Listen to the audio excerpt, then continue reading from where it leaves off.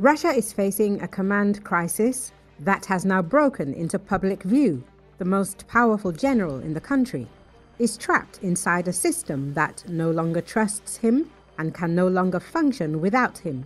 Jason J. Smart, expert on Ukraine, said this. According to him, General Valery Gerasimov has vanished repeatedly from high-level meetings and battlefield reports. He reappears only in short bursts of carefully edited footage that offers no real evidence about when or where the recordings were made. The confusion around him is not accidental because the Russian military command structure is tearing itself apart from the inside, the expert added. Jason J. Smart said that key deputies linked to Gerasimov have been arrested on corruption charges.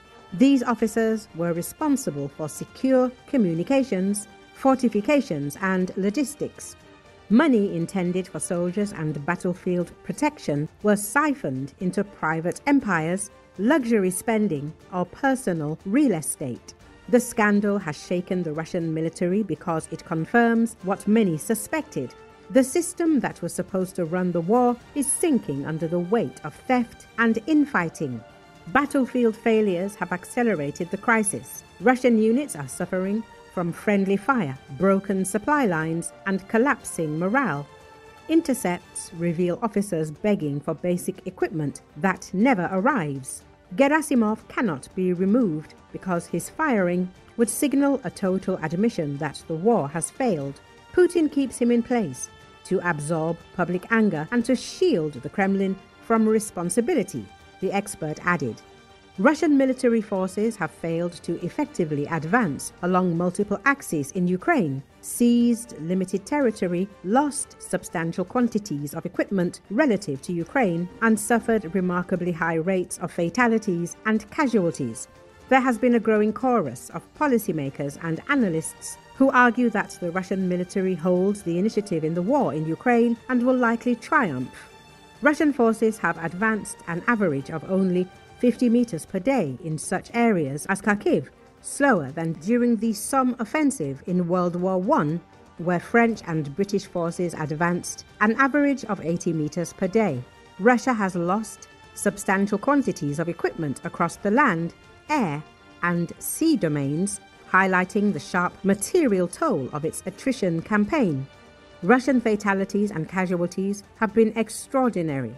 Russia's poor performance has likely been caused by several factors. The Russian military's reliance on dismounted infantry and mechanized forces to take Ukrainian territory, Russia's failure to use operational fires in a coordinated way that enables maneuver, and Ukraine's effective utilization of defense in depth.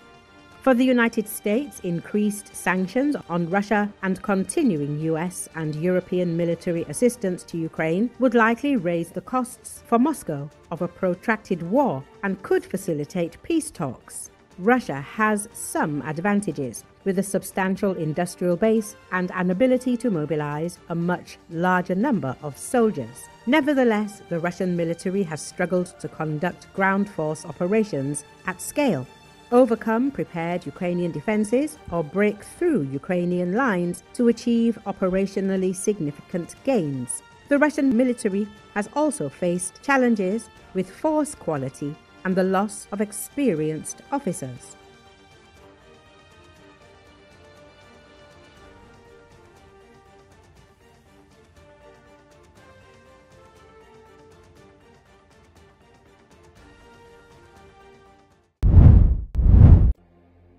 Dozens of firefighters were battling a blaze on a container ship docked at a Los Angeles port on Friday night, according to officials.